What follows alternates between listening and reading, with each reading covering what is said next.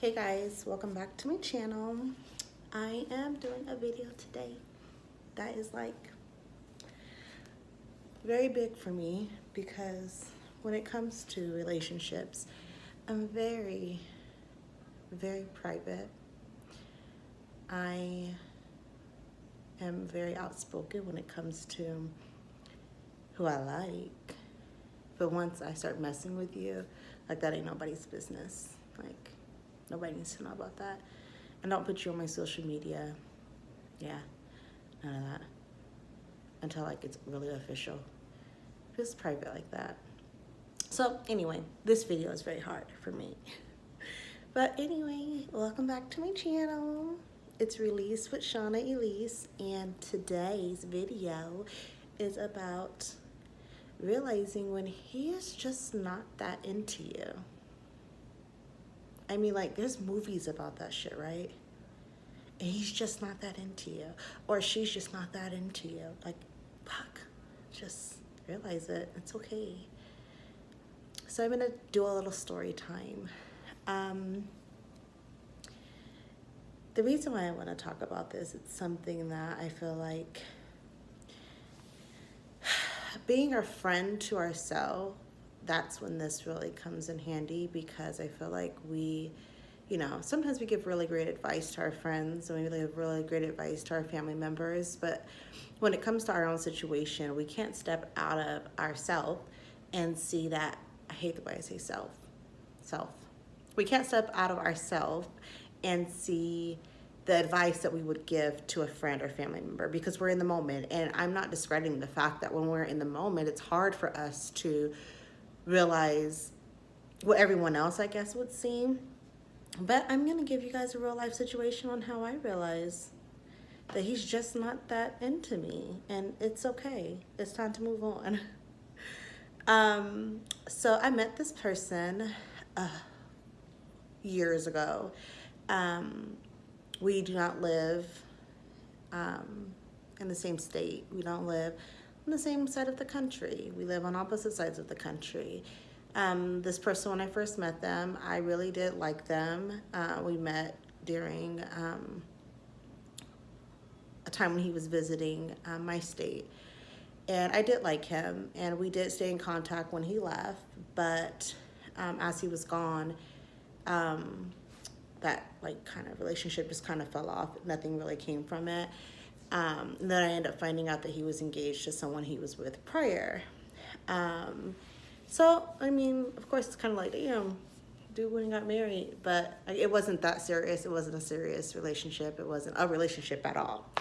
So I, from there, went on with my life and, continued to date people. He eventually divorced who he was with, and we got back in contact with each other, and we began hanging out again. Let me tell you something about this person. He is a very sweet guy. When I think of what I want long term and what I want in a relationship and what I want from my spouse, I feel like he embodies a lot of that. I mean, he doesn't have all the traits that I want, but I mean, to seek perfection in somebody is unrealistic. So, I mean, he embodies the majority of the traits that I require for me to be with someone, for me to be with somebody long term. So we've maintained a friendship over the years, and I have felt since I've met this person that like that's the person for me. When we met, I didn't really think it was really the right time. I wasn't willing to leave Las Vegas. I wasn't willing to move. And he wasn't willing to move to the West Coast. So, I mean, that was kind of like whatever. But through years of spending time with this person, whenever I would either go there or he would come here, I really felt strongly about wanting to have a relationship with this person. In April of this year, I put myself out there and I said, you know what, like, let's just do, like, when you're in one state, like when you're wherever and I'm wherever, we can meet up and we can visit different cities together. That way we can spend more time with each other and see if it's really something that we would want. without the commitment, without the title. I put that out there as I'm on a plane coming back to Vegas from seeing him, and nothing. I get ghosted. We go back and forth. I keep telling him, like, it's kind of fucked up that you ghosted me. Like, I think we're friends more than anything, so I wouldn't think that you would ghost me. So, like, he comes up with, what now I have to realize are excuses, but for me at that point were reasons why, he was too busy to respond to me or too caught up in what he had going on to respond to me. And granted, I'm not taking away some of the things that he was going through. So I, at that point, wasn't a priority. His self was a priority. And I can't promote self-love if you're not, if you're not doing that, right? So, cut to recently, he was here in Vegas and we had an amazing time with each other. And at this point, I'm like, for sure, like, I'm gonna get up, I'm gonna move, I'm gonna like just, we call it in my department, it's like the visual curse. Everyone in my department has gotten engaged and married and moved away because they were in a long distance relationship. So I'm like, you know what, give me some of that JoJo, because like, this is the person for me. Like, this is the person that I want to spend my life with. So again, I put it out there. I say, I understand that you're busy and you have things that you have to do. So traveling right now is not the best thing for you. But what I want to do is I want to accommodate that. And I'm going to meet you 80%. And I am going to travel to you every other month. So then that way we can kind of date and see if, being around each other more than the times a year that we're around each other, if that's what we want. Nothing. So at this point, I'm just like, okay, you know what, fuck it. I'm not putting myself out there. One thing I don't do is I don't really put myself out there like that. People ask me all the time, like, oh, why are you single? I don't understand why you're single.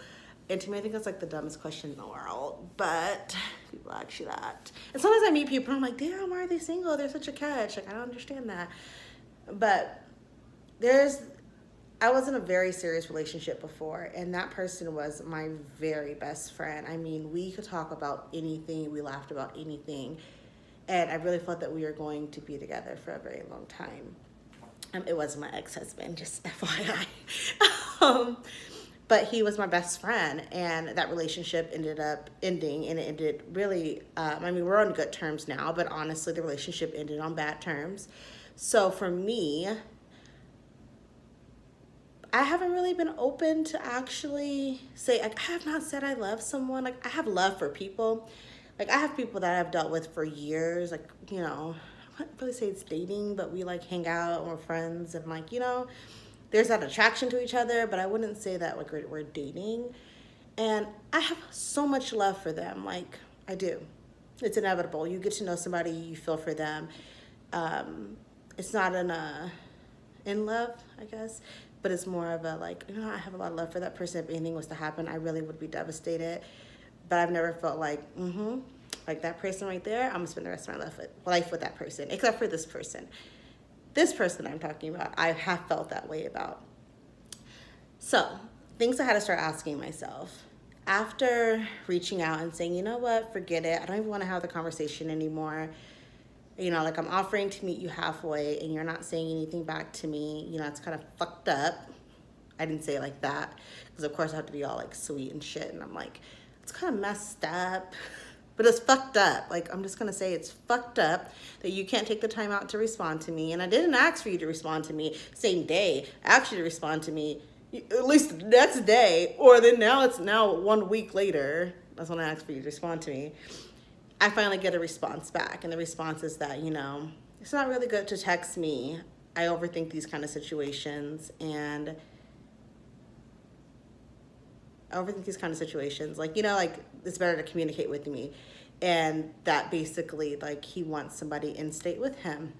This is my thing. I want to understand that this person wants me there as much as I want to be there, because I can't want something more than this person. And if I pick up and leave my family, and I'm very, very, very close to my family. I didn't go away to college because I didn't want to leave my brothers and sisters. I put a lot of my life on hold because I didn't want to move away from my family. So if I'm willing to leave my family, which is big, if you really know me, then you are something special to me. But I need to know that I'm just that special to you, because I'm not picking up and moving for a job. I'm picking up and moving for you. So in order for me to do that, I need us to do long distance first. This is the practical person in me. So then I'm thinking, you know what? I just need 6 months. We just need to do long distance for 6 months. In that time, I'm going to find a job. I'm going to buy a car. I'm going to look for a place out there, you know, so that way when me and my daughter get out there, it's not like we're going to be together, because I'm not moving out there for us not to be together. But it's not like you have pressure of me being right there with you. You know, like I can go out there and do my own thing as we continue to build in our relationship. This is when I have to be a friend to myself. This is when I have to say, bitch, no, at no point did this nigga ever say to you that y'all are gonna be together. Now, when I said that I would move out there, he said, come on. But he never said, I want you to move out there. I want you to come out here. He never said that. So now I've come up with a whole 6-month plan. I just need him to say yes to. And he doesn't say anything back to me. So at this point, I'm like, you need to be a friend to yourself, and you need to ask yourself this. Are you more into him than he is into you? Clearly. I mean, him and I are the same zodiac sign, and I'm an Aries. And as an Aries, I do know that when we see something that we want, if we fucking want it, we're gonna fucking get it. Like, that's just how we are. We're fucking stubborn, bullheaded. Like, if we want something, we're gonna get it. So clearly he's not as into me as I'm into him. But you know what? That was kind of okay, you know, because sometimes when you're in a relationship, there's always somebody giving 80, someone giving, I wouldn't say 80, I would say somebody's giving 60 and someone's giving 40. You know, it's, you know, and that goes back and forth. As long as it's going back and forth and someone's not always giving all of it and the other person's not giving all of it, you know, I mean, he can learn to like love me. Like, that's not hard, right? So I'm thinking this, and then I asked myself, all right, so you're more into him than he's into you. Does he treat you the way he talks about his sisters and his best friend? No. So when we have a conversation about, you know, his family and his friendships, you know, he feels a certain way of how a man should treat these women in his life. And what he's showing me is not how he would want his friends or his sister to be treated. I mean, blatant things that he's doing by not responding to me or giving me his time are things that he's openly said to me that his best friend didn't see. Like, oh, yeah, she just, you know, doesn't see this, and clearly he doesn't feel this way if he's doing this. So this is something that he's stated the obvious to me that as a woman I should see. And he doesn't do that for me. Then he doesn't respect my time and my emotions. I'm a very, very emotional person. So for me, I say, if I put myself out there for you and I tell you exactly how I feel, I need you to respond immediately. Because I suffer from anxiety and I overthink, I'm going to sit here and I'm going to overthink everything, and I'm not going to be able to sleep. It's going to be hard for me to eat. It's going to be very hard for me to focus. And because of this, I need for you to understand that, like, I shoot out 5-page text messages because I need a response. And if I don't need a response, I just need to get it off my chest because it's all swarming up and like bubbling inside of me, and I don't know what to do with it. So I say, you know, like, my anxiety is on 10. Like, I need for you to, like, you know, have this conversation with me. And I can respect the fact that you don't want to text with me, but can we have the phone conversation? And he says, you know what, of course, I'm going to call you when I get home. All right, bet. 4 hours ahead of me. So I'm sure you get a call while I'm at work. No, I get home. All right, bet. Probably, you know, had some stuff to do. Probably wouldn't have had dinner. Probably wouldn't have did something. No, still don't hear from him. It's now day 2. I'm home from work again, and he has not responded to me. That nigga is not that into me. And you know, I had asked a friend of mine, a male friend of mine, and he's like, you know, I think you're something that he looks forward to seeing, but it's not long term for you. And that's okay. So how am I going to get through this? I'm going to stop texting him for sure. Don't keep texting somebody when you realize that they're not that into you. And I'm not going to put this expectation of him needing to respond to me on him anymore, because I'm starting to dislike him as a person. And that's the last thing I want to do, because I think that he's an amazing person. And I know, like in the bottom of my soul, he has an amazing heart. So I don't want to dislike him. What I want to do is I want to get over him. And I want to find me another guy. No, I don't believe in getting under someone to get over someone. But I need to find something else to do until I'm over him. And then I can find somebody else. Because my forever doesn't have to be with him. Even though I thought it was going to be. So that's how I was a friend to myself. And processed through realizing that that nigga is just not that into you. Thank you for watching my channel. It's Release with Shauna Elise. And have a good night.